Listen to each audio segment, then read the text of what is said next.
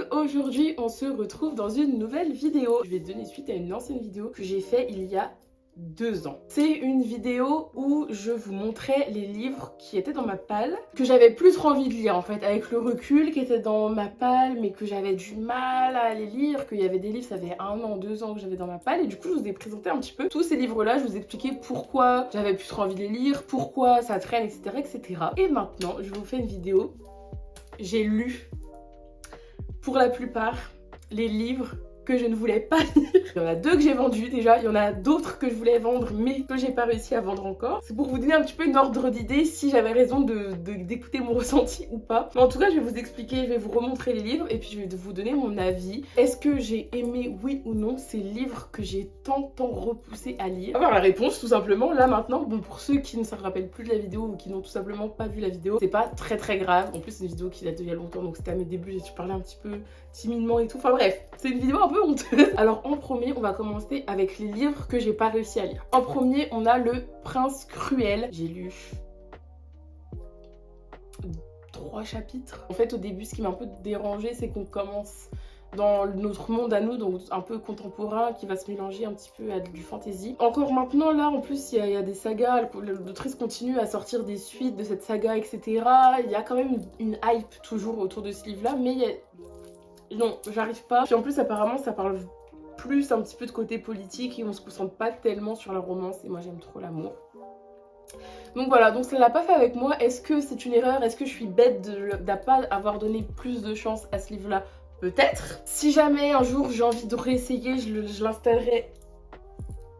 Attendez, pouce. Je viens de me rendre compte que j'ai mis mon t-shirt à l'envers. J'ai mis mon t-shirt à l'envers.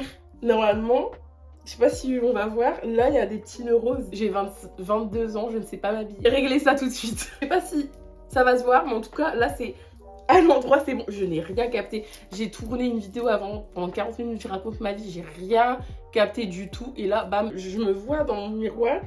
Bref, on s'en fiche. Je sais plus ce qu'il se disait, mais en tout cas, Prince Cruel, ça l'a pas fait pour moi. Voilà, nanana. Ensuite, numéro 2, un livre que j'ai pas avec moi, que j'ai réussi à vendre, c'est un retelling de Réponse. Alors je l'ai lu, il me restait, je l'ai pas terminé, il devait me rester 100 pages, mais j'ai pas du tout aimé. J'ai trouvé que ça faisait trop young adulte, enfin j'ai trouvé que ça servait à rien. En fait, je sais pas comment dire ça sans être méchante. Pour moi, c'était une histoire sans grand intérêt. Il y avait des personnages nouveaux, des personnages modifiés, qui apportaient pas grand chose à l'histoire. Parce que pour moi, de base, Réponse, c'est mon Disney préféré. Vraiment, c'est pour ça que j'ai voulu prendre un retelling. Mais en fait, pour moi, l'histoire originale se suffit à elle-même. C'est une histoire dans une histoire. En fait, au début, on est dans un centre hospitalier où ça va être un grand frère, je crois, qui a une petite sœur qui est malade. Et en fait, la petite sœur, elle dit « Ah, tu peux me raconter l'histoire de Réponse ?» Le grand frère va en fait raconter son histoire de Réponse. Et en fait, pendant qu'on va être dans l'histoire de Réponse, on va être ressorti de Réponse pour retourner dans le monde moderne, donc dans notre monde actuel, à l'hôpital. Et enfin, j'ai trouvé que ça nous sortait trop de l'histoire. Déjà qu'on avait du mal à se rentrer dans l'histoire de Réponse. Après, on sortait pour retrouver le jeune homme avec sa sœur et nanana. Enfin, ça l'a pas fait pour moi. Donc du coup, j'ai arrêté et voilà, je n'ai pas kiffé. Mais rassurez-vous, il y a des livres que j'ai lus que j'ai aimé quand même. J'ai celui-là, c'est Le Passeur, que j'ai pas lu. Je suis désolée, je n'arrive pas. Je vais le donner à une amie parce qu'elle le veut, donc je le mets de côté. Elle va le lire et je vais attendre son avis. Et si elle me dit non, vraiment Paloma, il est trop bien, faut que tu lises, je le lirai. En plus, je pense que c'est un petit peu un monde dystopique et j'ai du mal avec la dystopie. Si vous commencez un peu à me connaître, j'ai un peu de mal avec la dystopie. Donc non, j'arrive pas et je sais que j'arriverai pas pour l'instant. Ensuite, ça c'est un livre que je suis actuellement en train de lire. Un livre de Noël. Alors, on commence à être en été, je lis ça là maintenant, c'est pas grave. Donc Noël, Avalanche et Hésitation. Une petite romance sans prétention de Noël. Pour l'instant, je vous ferai une review quand je l'aurai terminé, mais je pense pas que ça va être un truc incroyable. Ensuite, on a Turn, le tome 1. Donc ça, c'est une grande saga avec beaucoup d'autres livres. Celui-là, je l'ai lu en entier. Honnêtement, c'était sympa, mais ça m'a pas donné envie de lire la suite. Pourtant, à la fin, on a un cliffhanger quand même, mais avec moi, ça l'a pas fait. J'ai pas été... Enfin, les personnages, j'ai pas été attachée à eux.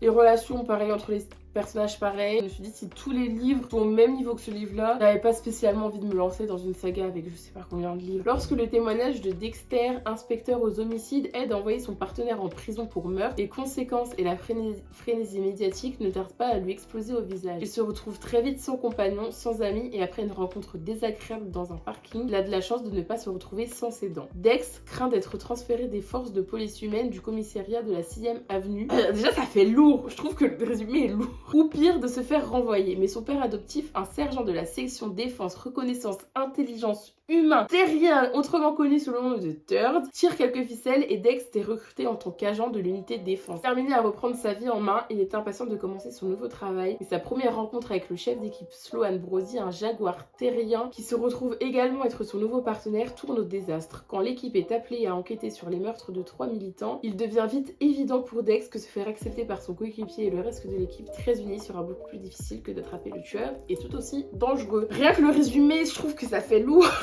Ça fait lourd. Mais chaque livre va se concentrer, je crois, après sur un couple. Il va y avoir plusieurs couples à l'intérieur de la saga. Enfin bref, avec des histoires de policiers, des trucs comme ça. Ça reste sympathique, mais c'est pas fait pour moi. On termine avec 2 coups de cœur. Dont 2 coups de cœur qui étaient vraiment inattendus pour moi. Je sais pas par lequel commencer. Et bon, je vais commencer par lui parce que je l'ai lu en premier. C'est ACOTAR. J'aime tellement. Ça fait très longtemps que j'ai pas retrouvé de livre que j'aime autant que cette saga purée. ACOTAR, c'était un livre que j'avais dans ma bibliothèque depuis tellement longtemps. Je savais qu'il y avait plusieurs livres. Il y en a combien après? 1, 2, 3, 4, 5. Il y a 6 livres en tout. Non, pas du tout. Mais pas du tout. 1, 2, 3, 4, il y a 5 livres en tout. Énormément de personnes qui adoraient cette saga. Enfin, c'est vraiment the saga. Hein. ACOTAR, on ne présente plus ACOTAR, on connaît. J'avais peur. Moi, j'ai peur de la hype. En général, les livres qui sont trop hypés, ils me font peur. Parce que on est déçus en général. Tellement adoré. Mais vraiment, je suis une gogole d'avoir pris autant de temps avant de lire cette saga. J'ai commencé le tome 1. Autant vous dire qu'après, vous avez vu dans mes vidéos, j'ai dévoré toute la saga. Absolument incroyable, l'histoire est trop bien, enfin franchement l'intrigue est tellement bien placée. C'est une saga qui prend son temps dans le développement des personnages, dans le développement de l'univers, mais c'est tellement bien en fait. En fait on regarde une série de 16 saisons avec 50 épisodes par saison. J'ai grossi un peu le truc, mais j'ai vraiment ressenti ça parce que bien attaché aux personnages. On découvre tout l'univers. L'univers est tellement grand, on en découvre toujours plus. Et l'intrigue est folle, les histoires d'amour. Donc c'est beaucoup concentré sur l'amour aussi. Il y a beaucoup d'amour, il y a beaucoup d'action. Et l'amour, les histoires d'amour sont tellement bien faites. Ça parle beaucoup d'âme sœur, de liens d'âme, des choses comme ça. C'est trop bien fait. C'est trop bien fait. Et je ne peux que vous conseiller cette saga. On va suivre 3 sœurs, mais surtout Feyre, dans le monde des humains. Et il y a aussi un monde des faées, mais les humains ne s'aventurent évidemment pas dans le monde des faées. Et un jour, en chassant, elle va tuer un loup. Elle pensait que c'était un loup, mais en fait, c'était pas un loup, c'était un grand faé, donc un être surnaturel. Et un jour, il y a... Comment il s'appelle? Le caca, là.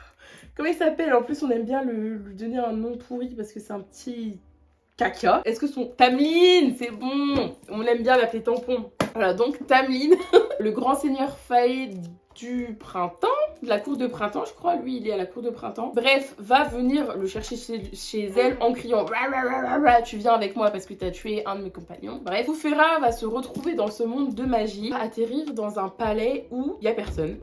Et le peu de gens qu'il y a, ils sont tous masqués. Et elle va très vite se rendre compte qu'il y a une malédiction sur le royaume et qu'elle va devoir rentrer en jeu pour débloquer un petit peu la situation. Et c'est tellement bien parce que tellement de surprises. Il y a tellement de surprises. Et même dans le tome 1, il y a plein de gens qui n'ont pas aimé le tome 1, mais c'est pas qu'il est pas bien, c'est juste que c'est le moins bien des autres parce que les autres c'est des bangers absolus et on commence à être dans la vraie histoire. Et je trouve que même le tome 1, il est très bien. Et il donne tellement envie de continuer la suite de la saga. Enfin franchement, si vous aimez la fantaisie, si vous aimez l'amour, la guerre, la passion, les choses comme ça, vous allez être servi franchement. Mais je pense que maintenant la plupart des lecteurs, des lectrices ont lu cette saga. Mais si jamais vous êtes nouveau dans le monde de la lecture, allez-y les yeux fermés. Donc voilà, je pense que j'ai bien parlé. Les autres, vraiment, j'ai à peine raconté ce qui se passait dans le livre. J'ai dit 3 mots. Mais celui-là, franchement, comme quoi, il faut se forcer parce qu'on tombe sur des belles choses, en fait. On tombe sur des belles choses. Le dernier, je pensais pas. Je pensais pas que j'allais autant aimer. Touloulou, touloulou. C'est La vie invisible d'Adji Larue. Alors attendez, Je vais enlever cette petite jaquette qui glisse tout le temps, qui est très pénible. Première raison de pourquoi j'avais du mal à me lancer dans ce livre-là, c'est la quantité de pages. Deuxièmement, j'avais peur parce que très long, j'entendais que c'était un livre contemplatif où il se passait pas spécialement grand chose. Je l'ai passé à ma mamie qui adore lire, elle a lu peut-être 200 pages, elle a dit franchement c'est trop long, il se passe rien, je te le rends. J'ai pris tellement de temps à me lancer mais je me suis dit Paloma, fais-toi son propre opinion, let's go. J'ai dû le terminer en 3 jours. Franchement... Je sais pas comment expliquer ce livre. Attendez, déjà je vais vous expliquer l'histoire. Une nuit de 1714, dans un moment de désespoir, une jeune femme avide de liberté scelle un pacte avec le diable. Mais si elle obtient le droit de vivre éternellement, en échange, personne ne pourra jamais plus se rappeler ni son nom, ni son visage. La voilà condamnée à traverser les âges comme un fantôme, incapable de raconter son histoire, aussitôt effacée de la mémoire de tous ceux qui croisent sa route. Ainsi commence une vie extraordinaire faite de découvertes et d'aventures stupéfiantes qui l'amènent pendant plusieurs siècles de rencontre en rencontre, toujours éphémères dans plusieurs pays d'Europe d'abord, puis dans le monde entier. Jusqu'au jour où elle pénètre dans une petite librairie à New York, et là, pour la première fois en 300 ans, l'homme derrière le comptoir la reconnaît.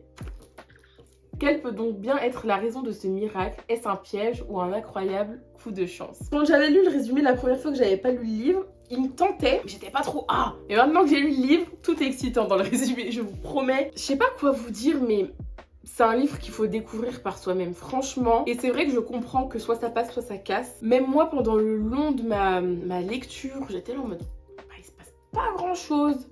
Il se passe pas grand-chose, mais tu tournes les pages. Il se passe pas grand chose, mais tu continues à tourner les pages et en fait, tu deviens accro et tu suis les aventures de cette jeune fille qui c'est horrible en fait, parce que vraiment, quand je vous dis qu'on l'oublie dans la seconde, c'est vraiment... Elle est en face de toi, elle passe la porte, elle revient, c'est fini. Enfin, c'est vraiment impressionnant et très triste. Franchement, lisez le livre, laissez-vous plonger par son histoire parce que c'est incroyable. Et le diable en question avec qui elle a fait un pacte, je sais pas si c'est un non-populaire opinion ou pas, et moi je l'adore. J'ai adoré la relation que les deux personnages avaient, c'était très ambigu, plus après le petit libraire qui va s'immiscer dans l'histoire. J'ai terminé ma lecture et j'étais comme ça. Représentation directe. Et je me suis vachement retrouvée dans le personnage du libraire. Et je me rappelle plus des prénoms alors que j'ai lu il y a pas longtemps. Henri. J'ai beaucoup aimé ce personnage-là, très complexe, très dans le... Il a envie que tout le monde l'aime, que tout le monde voit son beau côté. Mais en même temps, c'est un peu difficile. Enfin, c'est un personnage trop... Tous les 3 personnages, parce que pour moi, les 3 personnages sont autant importants que Addie. Donc le diable, Henri et Addie, pour moi, ces 3 personnages sont hyper intéressants. Et les 3 personnages se complètent tellement bien. Enfin, c'est... On peut se retrouver dans chaque personnage, on arrive à comprendre chaque personnage. C'est trop bien fait, enfin franchement c'est trop bien fait. Et oui, c'est vrai que le livre est un peu long, il y a des longueurs, il y a des moments qui sont pas spécialement utiles, mais c'est ce qu'il faut. En vrai, c'est ce qu'il faut pour qu'on puisse bien comprendre en fait la solitude, ressentir la solitude. T'hésites entre mettre 2 ou 5 étoiles à ce livre, mais avec le recul là maintenant, c'est un chef-d'œuvre. Franchement, franchement, ça m'étonne de le dire, mais quand j'y repense, il est trop bien. Lisez-le, laissez-lui une chance pour ceux qui hésitent, qui nanana, laissez-lui une chance. C'est tout pour cette vidéo. Alors c'est vrai que les livres du début, j'en ai pas trop parlé. J'ai plus vraiment fait la propagande de ces 2 masterpieces. J'espère que cette vidéo vous aura plu. Et puis essayez aussi, si vous avez des livres qui traînent dans votre palle, donnez des chances parce que parfois, franchement, parfois on a raison, c'est vraiment pas ouf, c'est vraiment pas notre style, mais parfois on découvre des chefs-d'œuvre, tout simplement. Donc voilà, moi je suis trop contente en tout cas de vous avoir retrouvé. J'espère vraiment que vous avez passé du bon temps avec moi. N'hésitez pas à commenter cette vidéo, à liker, à vous abonner et activer la petite cloche. Et nous, on se retrouve très bientôt.